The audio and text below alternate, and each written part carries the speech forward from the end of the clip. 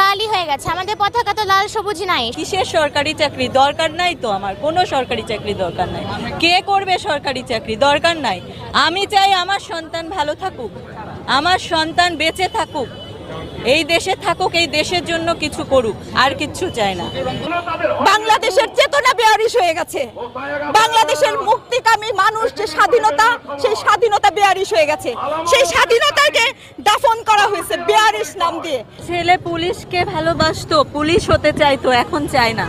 সে যেতেও চায় না। আগে পুলিশ দেখলে সেলুট দিত, এখন পুলিশ দেখলে থু থু করে, পুলিশ দেখলে ঘৃণা করে। যে কোনো আন্দোলনে আপনি যদি ডাটা দেখেন, রিপোর্ট দেখেন, 52 ভাষা আন্দোলনে মারা গিয়েছিল মাত্র 12 জন।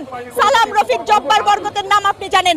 এই আন্দোলনে কত কত শিক্ষার্থী মারা গেছে, আপনি নিজের বিবেককে প্রশ্ন করেন, আপনি হিসাবও জানেন না।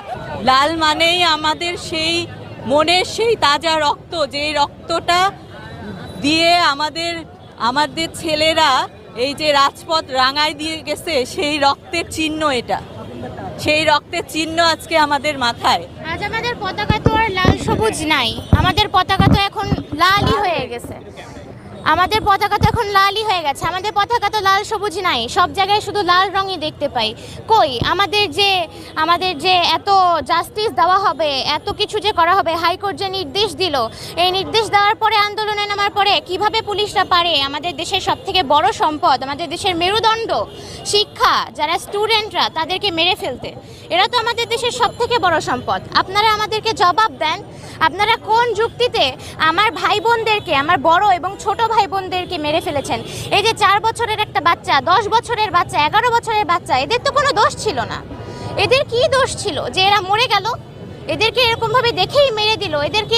এদের কাছ থেকে তো কোনো প্রমাণ পাওয়া যায়নি। ছেলে পুলিশকে ভালোবাসতো, পুলিশ হতে চাইতো, এখন চায় না। এখন পুলিশ দেখলে ওর ঘৃণা করে, পুলিশ দেখতে ঘৃণা করে। আমার ছেলে আর পুলিশ হতে চায় না, আমার ছেলে আর কোনো বাহিনীতে যেতে চায় না, আমি দিব না কখনো। সে যেতেও চায় না। আগে পুলিশ দেখলে সেলুট দিত, এখন পুলিশ দেখলে থু থু করে, পুলিশ দেখলে ঘৃণা করে। এই হচ্ছে এখন অবস্থা আমাদের দেশের। কেউ আর যাবে না পুলিশ বাহিনীতে। এরপরে এই বৈষম্য বিরোধী ছাত্র আন্দোলন, তাদেরকে যেভাবে নিয়ে আটকে রাখা হয়েছে, এটার কোনো বিধান আসলে আইনে নেই। কাউকে যদি পুলিশ গ্রেফতার করে, তাকে 24 ঘন্টার মধ্যে আদালতে উপস্থাপন করতে হয়, আপনারা সবাই জানেন। এখন তাদেরকে গ্রেফতারও দেখানো হচ্ছে না, বলা হচ্ছে তারা নাকি নিজেদের নিরাপত্তার প্রয়োজন। রাষ্ট্রপক্ষ আজকে যেটা বললেন যে তারা মনে করেছেন তারা নিরাপদ থাকতে চান, এই জন্য তারা ডিবি অফিসে গিয়েছেন। এখন ধরুন আপনি বা আমি অনিরাপদ বোধ করছি, আমরা কি কোনো কারণে ডিবি অফিসে গিয়ে আশ্রয় খুঁজবো? বা আপনারা কি এর আগে কোনো দিন কেউ শুনেছেন যে একজন কেউ স্বেচ্ছায় ডিবি অফিসে গিয়ে আশ্রয় খুঁজেছে, সেখানে দিনের পর দিন বসে থেকেছে, তাদের খাবার দাবারের ছবি সহ তাদের পোস্ট যাচ্ছে? আমি অন্তত ব্যক্তিগতভাবে শুনিনি। আমরা যারা আইনজীবীরা এই লড়াইয়ে আছি, আদালতে আমরা যারা কথা বলছি, সেখানে আইনুন নাহার রয়েছেন, ব্যারিস্টার সারা হোসেন রয়েছেন, অনিকার হক রয়েছেন, জেডাই খান পান্না স্যার রয়েছেন, তোবারক হোসেন স্যার রয়েছেন, আমরা কেউই আসলে এমন দেখিনি যে কেউ নিরাপত্তার জন্য আসলে ডিবি অফিসে গিয়ে বসে থাকে। নিরাপত্তা হেফাজতের অন্য প্রসঙ্গ আছে। এবং আমরা যতদূর জানতে পারছি, হাসপাতাল থেকে নিয়ে আসা হয়েছে, হাসপাতালের ডিসচার্জ সার্টিফিকেট আছে কিনা এই প্রশ্নগুলো উঠেছে। আমার মনে হয় না সরকারের তরফ থেকে ডিসচার্জ সার্টিফিকেট এখানে দেয়া হয়েছে। আমরা আদালতে খুব পরিষ্কার দুটো কথা বলেছি, পুলিশ বলুন, সেনাবাহিনী বলুন, তারা কখন গুলি করতে পারে এটার জন্য সুনির্দিষ্ট আইন আছে। আমাদের ফৌজদারি দণ্ডবিধি, কার্যবিধি এবং পুলিশ রেগুলেশন, যেটা পিআরবি, পুলিশ রেগুলেশন বাংলাদেশ, সেখানে স্পষ্টভাবে বলা আছে কোন পরিস্থিতিতে এই কাজগুলো করা যায়, গুলি চালানো যায়।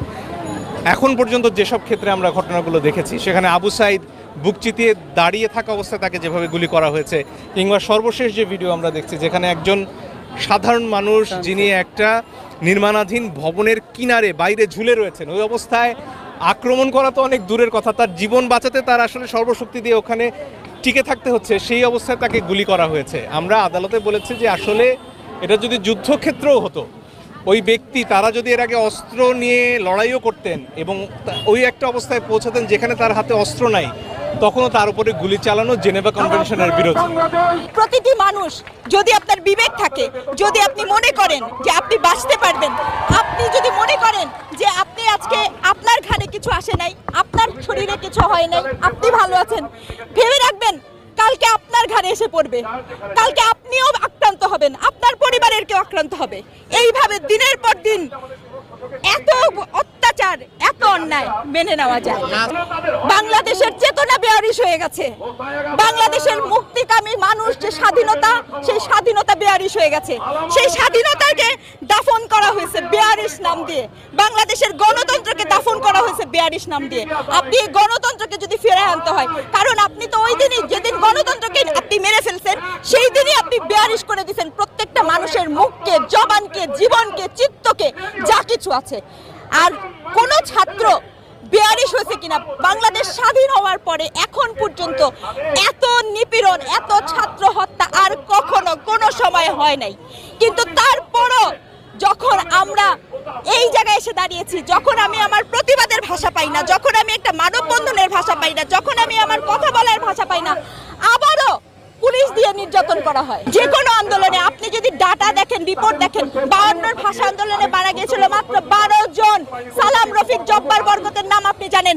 এই আন্দোলনে কত কত শিক্ষার্থী মারা গেছে আপনি নিজের বিবেককে প্রশ্ন করেন। আপনি হিসাবও জানেন না। চিন্তা করতে পারেন, একটা রাষ্ট্রে একটা আন্দোলন হয়, সেখানে সঠিক হিসাবও আপনি জানেন না। যে হিসাব দেওয়া হয়েছে 147 জন, বিদেশি গণমাধ্যম, আপনাদের পত্রিকা, যে কোনো মাধ্যমে, এটি 147 জনের গল্প না, এটি তার থেকেও বেশি। এই যে নিপীড়ন, এই নির্যাতন, কালকে বিশ্বাস করেন, আজকে দুঃখ নিয়ে বলছি, আপনারা সংবাদ মাধ্যম থেকে শুরু করে আমরাও বুঝতে পারি সবার মুখ বন্ধ করে দেওয়া হয়েছে। কিন্তু কালকে যখন আপনাকে আহত করা হবে, আপনাকে আঘাত দেওয়া হবে, তখন সেই সংবাদ কি আপনি প্রচার করতে পারবেন? পারবেন না। কাজেই বিবেক থাকলে নিজের অন্তরের গ্রহকে, ক্ষোভকে সামনে নিয়ে আসুন। আপনি 9000 মানুষকে, কারাগার ছোট হয়ে যাবে, আপনি 9000 মানুষকে কিভাবে করেন? আমার ছাত্র যে কিনা জাহাঙ্গীরনগরে পড়ে, সেই ছাত্র যে কিনা আন্দোলনের সাথে যুক্ত, সেই ছাত্রকে সেতু ভবনের মামলায় রিমান্ড দেওয়া হয়েছে 6 মাসের। চোখের সামনে যে ছাত্র আন্দোলন করছে, মিছিল করছে, সেই ছাত্রকে আপনি 6 দিনের রিমান্ড দিলেন। কি অপরাধে? সেতু ভবন ভাঙার অপরাধে। আপনি বলেন জাহাঙ্গীরনগর কোথায় আর সেতু ভবন কোথায়? এই হামলা, এই মামলা, যাকে যাকে যেভাবে প্রয়োজন, যাকে যেভাবে দেখা প্রয়োজন, তাকে আপনি জেলে পুরে দিচ্ছেন। যাকে যেভাবে প্রয়োজন তাকে আপনি তুলছেন। এটা মানবাধিকার না, এটা মানুষের জীবনের অধিকারও না, এটা মানুষের মরণের অধিকারের আন্দোলন। আমি জাহাঙ্গীরনগর বিশ্ববিদ্যালয়ের শিক্ষক, নৃবিজ্ঞান বিভাগ সহযোগী অধ্যাপক স্নিগ্ধা রেজওয়ানা। আমাদের উপর নির্বিচারে হত্যা করার, খুন করার, মামলা দেওয়ার যে আন্দোলন, এর প্রতিবাদে যে আন্দোলন, সেটিকে আমরা কখনোই করে যাব না। আমরা পুলিশের সামনে অবস্থান নিয়ে গান গাইছি, স্লোগান দিচ্ছি এবং আমাদের রাজপথের আন্দোলন দাবি আদায় না হওয়া পর্যন্ত আমরা চালিয়ে যাব। আচ্ছা, ভয় কিসের? আপনারা যে গানে তো গাচ্ছেন, তাহলে ভয়টা কি? আমরা সবাই জানেন, যারা শুনছেন, ভয়টা এটাই যে আমাদের গান, নিরস্ত্র গান, সশস্ত্র জালিমের, সশস্ত্র নিপীড়কের গদি পর্যন্ত কাঁপিয়ে দিতে পারে। এই তাই এই সংস্কৃতিকে, এই গানকে তাদের এত ভয়, যেখানে আমাদের নিরস্ত্র, আমাদের উপর তারা সশস্ত্র আক্রমণ করছে। এবং আমরা দেখেছি এর আগেও আমাদের নিরস্ত্র শিক্ষার্থীদের উপর, আমাদের ভাইদের উপর, আমাদের বন্ধুদের উপর তারা নির্বিচারে গুলি চালিয়েছে, তাদেরকে গুম করেছে, তাদের বিরুদ্ধে মিথ্যা মামলা দিয়েছে। আমরা এই প্রতিবাদ জানাই এই কারণে। এবং এই সরকারের গলা টিপার যে প্রয়াস, সেই প্রয়াস এত সহজে থামবে না, আমরাও এত সহজে রাজপথ ছাড়ব না। নিরস্ত্র আবু সাহেবকে প্রকাশ্যে যে গুলি করা হলো, এটা অনেকে দাবি করছে যে তৃতীয় পক্ষ। আসলে আপনি এরা কি দেখেছেন? আমার এখানে আপনারা সকলে দেখেছেন, পুরো বাংলাদেশের মানুষ ভিডিও ফুটেজটি দেখেছে, পুলিশ কিভাবে আবু সাইদের, নিরস্ত্র আবু সাইদ, আমাদের ভাই, তার বুকের উপর গুলি করেছে। সেখানে কোনো তৃতীয় পক্ষ নেই। তৃতীয় পক্ষ যদি ঠিক না থাকে, সেই তৃতীয় পক্ষটাকে প্রোটেক্ট করছে, সেই তৃতীয় পক্ষটাকে আশ্রয় দিচ্ছে বাংলাদেশের পুলিশ। কারণ আমরা দেখেছি পুলিশের পোশাক পরে, পুলিশের পোশাক গায়ে দিয়ে তারা নির্বিচারে গুলি করছেন। এবং এটি একটা মাত্র ভিডিও ফুটেজ নয়,